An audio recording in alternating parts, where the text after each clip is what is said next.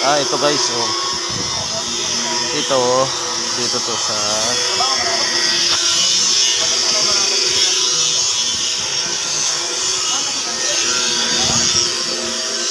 ayan. Doon to sa baba, itong 8 inch na to sa basement. Tapos yung D8 na to, yung apat nito na D8 na to na tag 6 meters, yung 8 inch sa kuwan dapat to, apat ang dapat na niakyat dito, sagad na to hanggang 30. Itong apat na to sa ground floor to kakabit. Pero bakit nga ba pinakyat dito? Sobrang talino, no? Sobrang talino. Nakatwiran nga na PM, pero sobrang talino eh. Nakikialam sa trabaho. Porgit sila ang admin. Nakikialam. Hindi naman alam ang trabaho. Tapos ngayon, dito pinalapag na hindi namin kaya ilabas dito dahil ayan, oh. Ayan, puro scaffolding.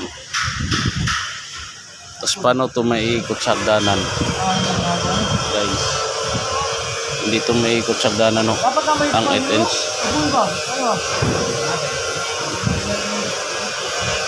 Hindi talaga kaya ito ikot sa hagdanan. Tapos pati ito ang 10 inch. Hindi rin kaya ito ibaba. Ewan ko na naisip sa PM daw eh. PM ay yata o ewan ko.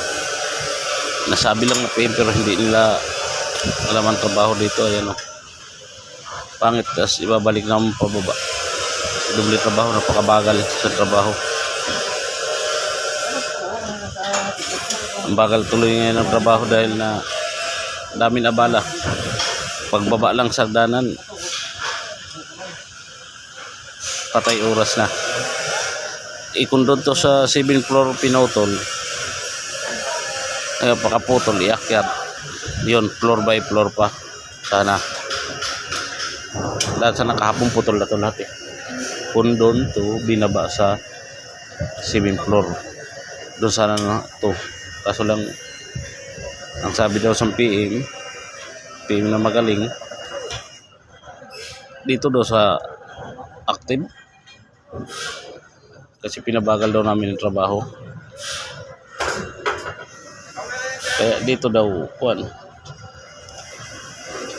Okay na yan sir, doon lang pero kasama kasi papunta doon kain ng grinder eh. Kaya PM na wala siyang alam. Dito nila pinalapag.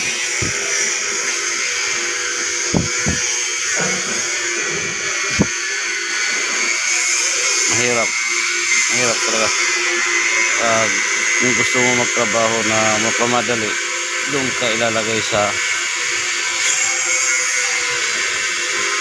na maraming sagabal at maraming alam. Hindi mo magawa ang diskarte mo na alam mo na yun naman talaga ang tama eh. Hindi mo magawa ang diskarte dahil mismo ang admin dito nakialam eh. Nagiging kupal na eh. Purgit admin eh, kupal eh.